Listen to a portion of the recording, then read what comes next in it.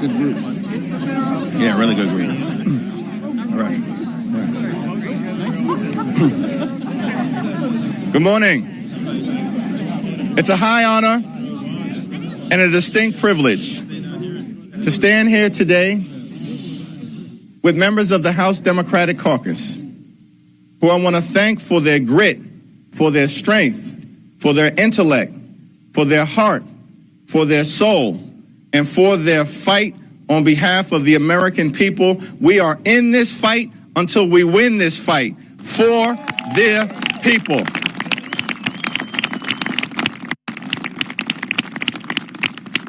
I want to thank Teresa from the great state of New Jersey, Tony from the great state, the Commonwealth of Pennsylvania, as well as Catherine from the great state of Ohio, for their presence here today, for sharing their stories, for being here on behalf of more than 300 million Americans who are having to deal with the Republican healthcare crisis.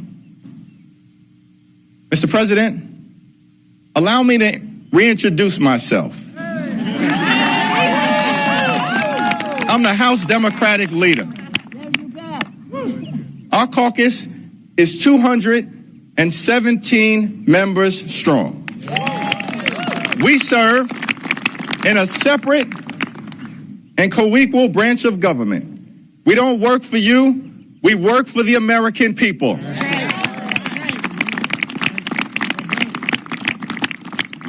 We are fighting to lower the high cost of living and to protect the health care of everyday Americans. And Mr. President, the next time you have something to say about me,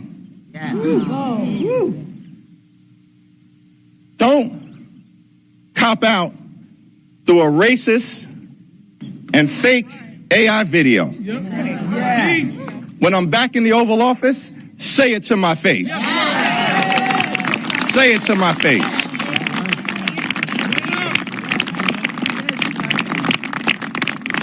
House Democrats are here on duty, fighting on behalf of the American people, ready to fund the government in a way that lifts up their quality of life. House Democrats are on duty.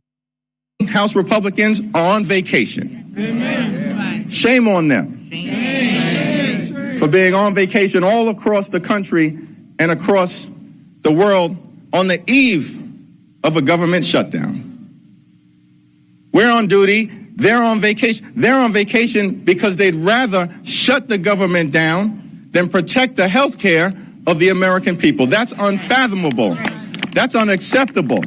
That's unconscionable, and that's un-American. That's right. Do your job. Do your job. As opposed to being missing in action. Now we'll hear from everyday Americans whose health care has been under assault by Republicans who have enacted the largest cut to Medicaid in American history, triggered a possible $536 billion cut to Medicare because of what happened in their one big ugly bill.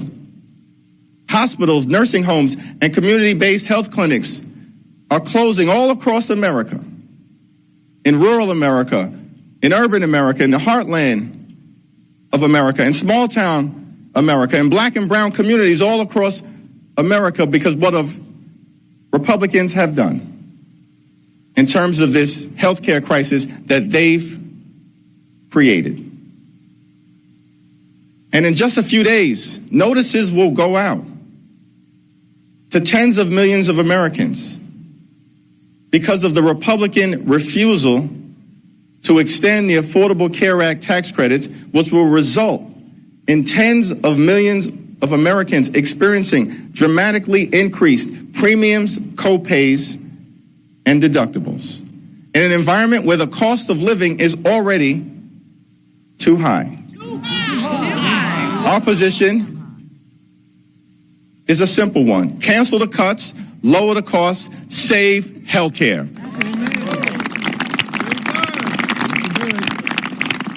That's what this fight is all about. We're here, we're ready, we're willing and able to find a bipartisan path forward to fund the government in a way that actually meets the needs of the American people in terms of their health, their safety, and their economic well-being. But here's what we're not going to do. We're not going to support a partisan Republican spending bill that continues to gut the health care of the American people. Not now, not ever. We are here to lower the high cost of living. We're here to cancel the cuts. We're here to lower the costs. We're here to save the health care of the American people. And our promise to you, America, is that we will always stand up for what is in your best interest, to make your life better, to ensure that in this country, when you work hard and play by the rules, you can afford to live the good life for yourself, for your family, and for your children. And we know that an important part of that is protecting your health care. So we're here to protect your health care today, protect your health care tomorrow, protect your health care this week, protect your health care next week, protect your health care this month, protect your health care next month, protect your health care this year, protect your health care next year. We will protect your health care at all times and defend your health care until victory is won. My honor and privilege to now yield to the whip of the House Democratic Caucus and a champion for women, children, families, and the American people, the Honorable Catherine Clark. Good morning. We thank Leader Jeffries. Our caucus stands with him because he is standing for the American people. And the American people are asking, is this the golden age that Donald Trump promised? Medicare about to be gutted by $500 billion with a T dollars? Nearly 20 million people about to lose their health insurance? Cuts to Medicaid that are already shutting down hospitals. Nursing homes are closing. Premiums are about to double. And the notices go out tomorrow. Working people can't afford that. Small businesses can't stay open with costs that are exploding around them. And with all the damage that they are doing, you would think Republicans would at least show up for work. Well, we'll tell you what, Democrats are here. We're here to keep government open. We're here to keep hospitals open. We're here to keep children insured. We're here to keep health care affordable. We're here to lower costs for the American people. And Republicans may have skipped town, but you know who always shows up? Moms. Moms like our next speaker. Teresa Loney is here to share what this fight means to her family, because moms are feeling the pain right now. Moms don't know if they'll be able to afford that next visit to the pediatrician. Moms-to-be can't even find an open maternity ward near their house. And Republicans think they should just foot the bill, $15,000 to pay for their own delivery. Moms who are horrified that 40% of the kids in this country are at risk of losing their health care.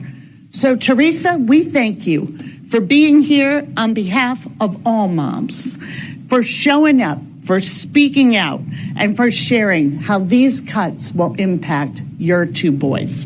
Teresa.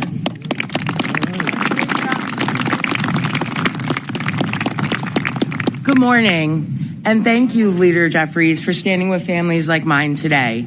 My name is Teresa Loney. I'm a single mother and full-time caregiver to my twin boys, Dylan and Max, who are both profoundly autistic. For us, Medicaid is not an abstract policy or a line in a budget. It is a lifeline that makes it possible for my children to live with dignity, safety, and the chance to grow. My boys are 13. Medicaid covers the doctors, therapies, and specialists that my boys depend on. But it also helps with the most basic, essential items that families like mine could never afford without programs that the Democrats are fighting to protect. It helps pay for formula to supplement my son's restricted diet, diapers for my other son who has not yet gained the skills to use the bathroom independently. These are not luxuries. These are everyday necessities that allow my children to survive and have some stability. And my family is not alone. Across this country, thousands of children in special education rely on these funds so they can access their education, so they can have aids, therapies, and the supports required by law to give them a fair chance in the classroom. Without Medicaid, those children would be shut out of opportunities that every child deserves. My sons are proof of what's possible when children with disabilities are given support.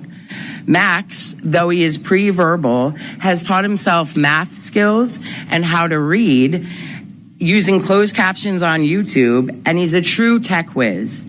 Dylan, my nonverbal son, is one of the most empathetic souls you could ever meet, with a smile that can brighten anyone's day.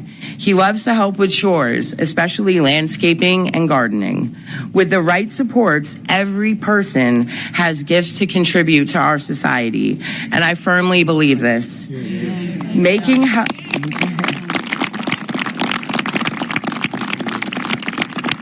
Making healthcare inaccessible to vulnerable citizens doesn't just endanger their lives, it stops their futures and the contributions they could make to our communities and our country. Disability is not something that only happens to other people. It does not discriminate. It affects people of every gender, every color, and every political affiliation. It can touch anyone at any time, whether it's a child born with autism, a neighbor who develops a serious illness, or an adult who has been in a life-altering accident. The truth is, unless you are in the very top percent of income earners in this country, no working class or poor person could possibly afford all the care that is required to survive, let alone thrive, when disability is a part of their life. That is why I'm here today. As a mother, my passion is to fight for a country where every vulnerable community, families with disabled children, seniors, people with chronic illnesses, or those living in poverty, has health coverage that is accessible and affordable. Medicaid is not charity, it is justice. It is the guarantee that we do not abandon people who need the most care. I am proud to stand here with Leader Jeffries and everyone who is working to protect and expand Medicaid, because protecting Medicaid means protecting families like mine and protecting the very values of compassion and fairness that we say this nation stands for. Wow.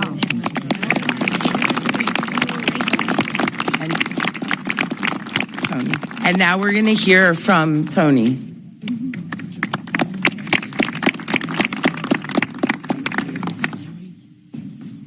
Good morning, everyone. Morning. I'd like to thank Congressman Jeffries and all the members of Congress who have given me this opportunity to travel from Pennsylvania to share my story. Again, my name is Tony Gonzalez, and I live in Indiana County, Pennsylvania, with my wife and my daughter. My youngest daughter, Amber Gonzalez, is with me to help lend her daddy some strength and comfort during this time. Roughly 2 years ago, I was diagnosed with stage 4 thymic carcinoma cancer, and I'm currently being treated for the cancer and receive chemotherapy, immunotherapy, and radiation therapy regularly. Fortunately, I've been able to purchase affordable health care through the Pennsylvania State Health Insurance Coverage Marketplace called Penny to cover my cancer treatment. Right now, I have a gold plan that has a low premium, all thanks to the ACA subsidies, otherwise known as the enhanced premium tax credits. But even with this low premium and the enhanced premium tax credits, my individual out-of-pocket maximum is still $7,500. Between my wife and me, the total out-of-pocket cost is $15,000. With my cancer treatment, I end up meeting my out-of-pocket maximum every year, and the costs do add up. I'm a full-time college professor for a small college in the Pittsburgh area, but I admit with some embarrassment that I struggle to even pay most of the co-insurance as part of my out-of-pocket responsibility. My wife also has chronic illnesses and is not able to work, so we really rely on the coverage to keep us in the fight for our lives. The enhanced premium tax credits are so critical to help us afford our health coverage. Without them, our monthly premium would jump from $234 to around $450 a month, which would put us in further financial strain, and we really already break even just as it is.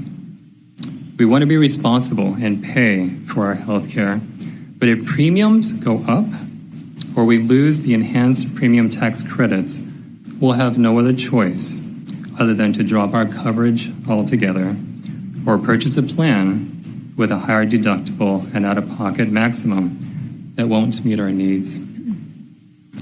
I hope and pray that these subsidies don't go away, because if they do, we'll be forced to compromise paying some bills and run the real risk of medical debt. I'm not the only American facing these challenges. My circumstances are not unique, and I'm not alone in this health battle. Members of Congress, I and millions of Americans implore you to extend the enhanced premium tax credits before it's too late. Thank you for your time. I now yield to Catherine for some remarks. Thank you very much.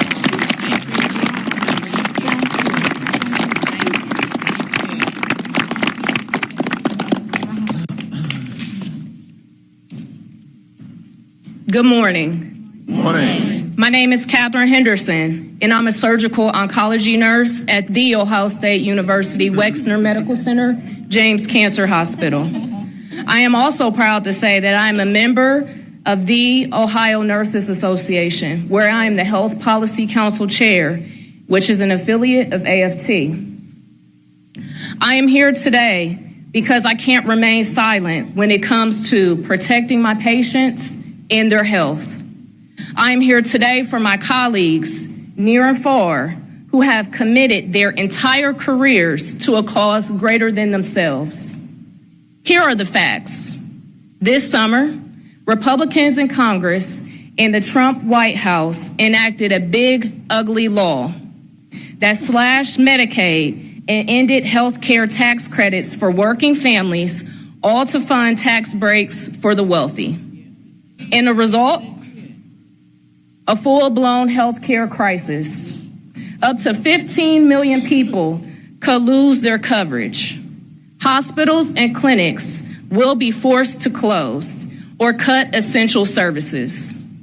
And even those with insurance, like me, will face higher premiums.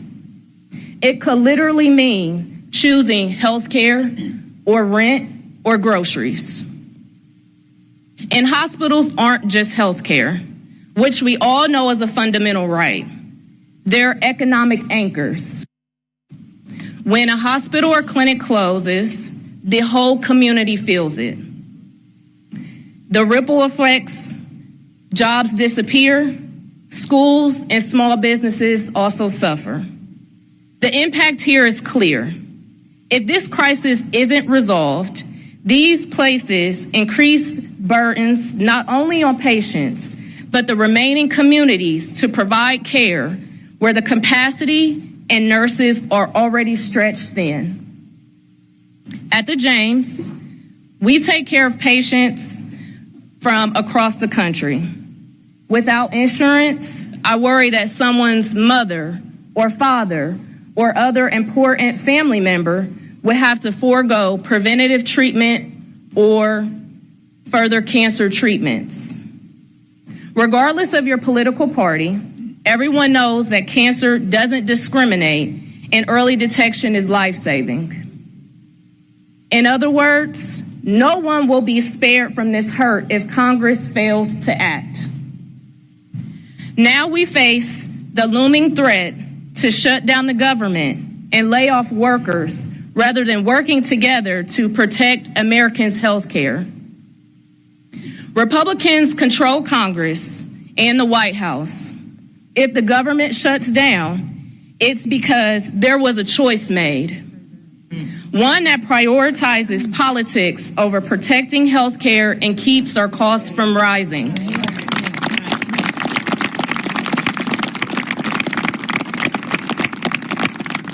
Our country, our patients, nurses, and families deserve stability, health care, and dignity, and we're going to fight for it. I urge Republicans to do the right thing.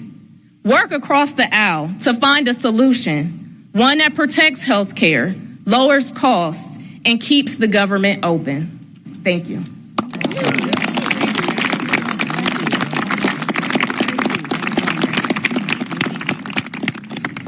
Good morning. Thank you so much, Catherine, for framing that discussion and ensuring that we talk about your patients, the people who you serve and see every day. Thank you, Tony, for sharing your story and being honest about the decisions that families will have to make about whether to carry forward with their health care costs, whether to pay their health premiums or make difficult family decisions. And Teresa, thank you so much for taking care of your kids and being the anchor in the family that they need. When House Republicans passed their big ugly law, it was the biggest health care cut in the country that we have ever seen. And the fallout was immediate and it was swift. Hospitals and clinics across this country began closing. Patients started facing longer wait times and travel times. Healthcare workers began losing their jobs, and costs started to go up for everyone.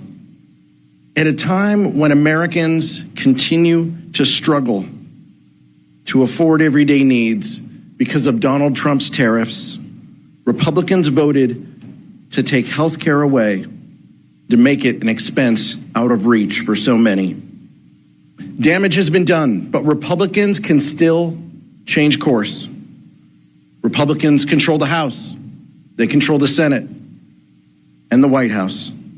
They could act right now to prioritize the health care of the American public. That's why Democrats are in town. That's why Democrats are here. We're ready to work in a bipartisan way to keep government open, to lower costs, and to save health care.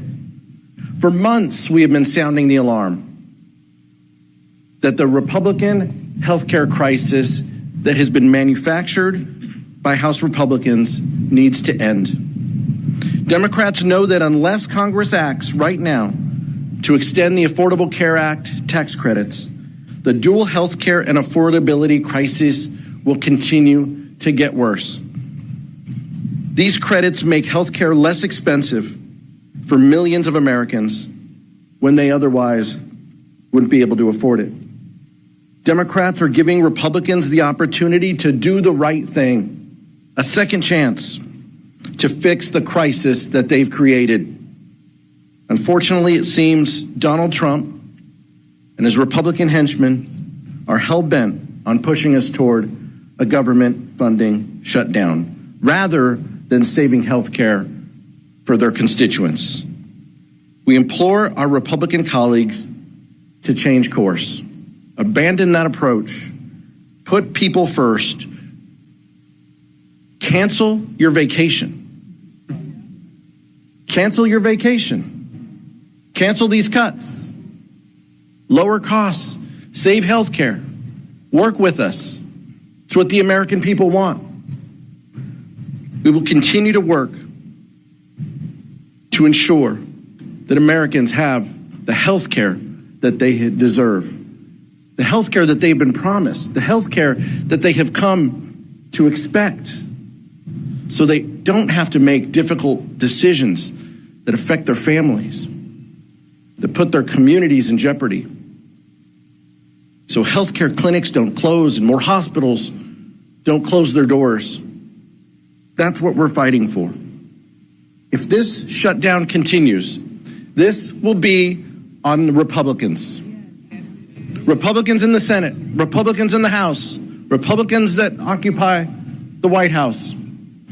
This is a shutdown they will own, and the American people are paying attention. I'm so proud to stand with our House colleagues to demand that House Republicans cancel their vacation, cancel the cuts, lower the costs, and save health care.